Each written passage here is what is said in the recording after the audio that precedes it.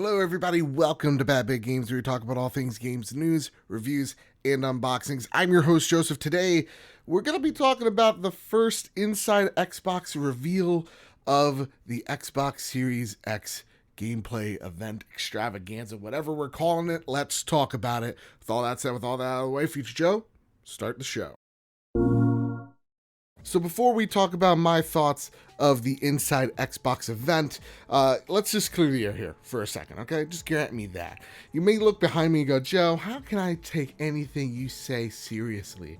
Well, if these poor purchasing decisions aren't enough for you, then I don't know what is. Listen, I love Xbox. I've loved them since I was a kid. I love all games. The moves that Microsoft have been doing lately has been insane. Ever since December, let me put this down. It's way too heavy. Ever since December, they've been completely killing it. I mean, the Xbox Series X reveal at the Game Awards, fantastic. Project Mara looks sick. Hellblade 2, my god. All the PR moves that they've been making over the past few months have been leading up to these events right here, and the first one being the Inside Xbox reveal. So yeah, I'm pretty hyped. And for the first time in a very long time, Xbox has gotten to a point where I'm actually considering it as my go-to platform next gen. So walking in this event, my expectations are pretty high because, Xbox has just been killing it so far. It's just been absolutely killing it. And they set the expectations right by saying, hey, look, this is an Inside Xbox. We're going to be doing this once a month, every month until December. We're going to give you an Inside Xbox, giving into deep dives into various sections of what we're doing at Xbox. And this one, we're going to show you the first gameplay footage for the Xbox Series X. Now, don't expect Halo, don't expect Fable. They said that very clear. They said expect our third-party partners. So fine, awesome. We're going to get third-party games. That's fine, but more importantly, we're going to see why I need an Xbox Series X, right? So, okay, what are the three things, what are the three games, because this is a game showcase after all, that I was extremely interested in? Well, The Ascent, that looked fantastic. It's like Diablo meets a twin stick shooter meets Elysium. That looked fantastic, and of course I'm going to name my character Matt Damon. Of course I am. The game looked fantastic. It was beautiful. It looked different. It looked like something I haven't seen much of, and I'm totally in for that game, for that experience. The second one, and I know it kind of looked silly, and that's why I'm all in for it. It kind of looked, developers, please don't take any offense here, kind of looked like a budgety game, which was Second Extinction. It kind of just felt like Ark and Turok had a kid, and I'm able to play and destroy dinosaurs with my friends. Awesome, totally in. The weapons looked cool, the weapons sounded cool, and then when you get all the explodey giblets in the air, that was impressive. That looks really cool. Maybe even a little bit too much gore. But yeah, the game looked fantastic. And most of all, the medium. This is by Bloober Studios.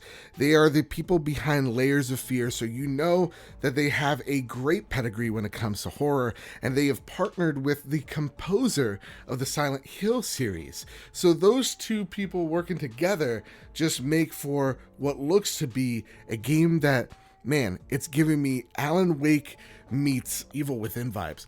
It just looked freaking bonkers. It looked strange, it looked demonic, and I can't wait to play that game and be scared shitless of it. Now, with that said, also, honorable mention, just because I'm not into these types of games, I shouldn't throw them out or disregard them. There was Japanese representation here. Bandai Namco was here, and also the Yakuza series, Like a Dragon, is coming to Game Pass, if I'm not mistaken. So it's awesome to see Xbox going out and trying to get people who are into JRPGs or even some of the Japanese audience into the Xbox fold. That's really awesome. So, okay, there's some cool things here, but Joe, how's this kind of meh to you? You seem like you're not thrilled about this whole event, and to be honest, I'm not, because though a lot of these games looked great, so many of them, even the ones I just talked about, looked like they were running off an Xbox One X or a PS4 Pro.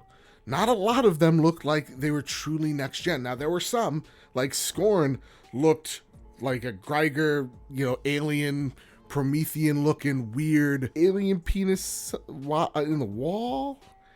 Gross. You saw Crovis, I believe it's called. I don't know. I don't know how to pronounce things.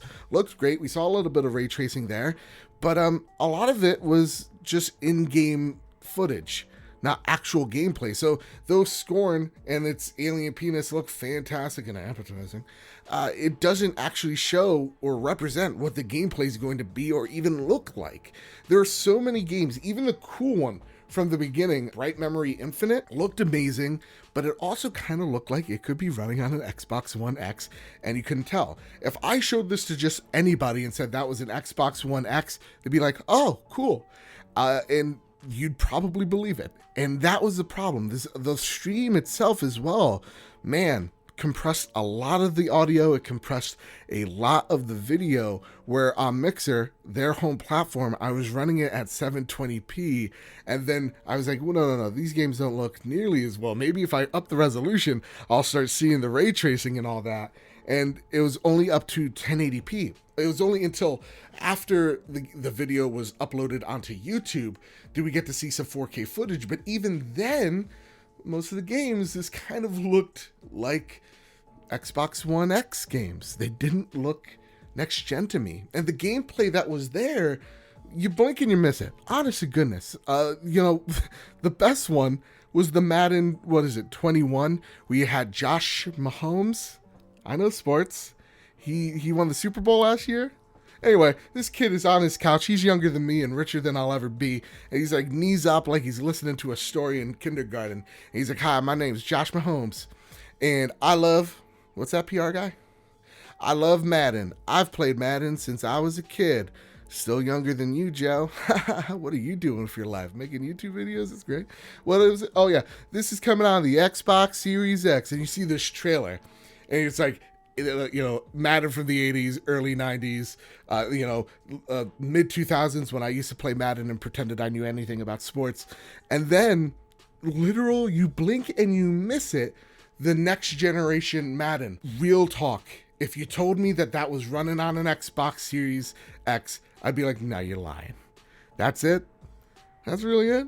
And I feel like that's going to be the biggest problem for both consoles, is that we're getting to this point, to this plateau point, I feel like, where, yeah, graphics can only get so good, but also people's monitors and phones only look so great as well, that how are you going to show ray tracing and have people go, that looks fucking new? How are you going to show people a new Madden when their monitors might not have 4K or HDR support on it? So, there are a lot of questions walking out of this event of how are you going to really be able to showcase the power of this console without you having to put the controller in that person's hands? Because all the gameplay that we saw looked like it could be running on the current gen consoles. And that is something to consider. This next generation is going to start really weird, because I feel like because of the economic uncertainty, and there's still so many games in development for this current console generation, man, is there really a need to go out and buy a Series X or a PS5 at launch if so many of the games are going to be held back by the previous generation? It's a little food for thought. I don't think anybody, nor myself, has that answer for you. But at the end of the day, look, the series, or the Inside Xbox event, was lukewarm. If I had to give it a grade, I would give it about a C+.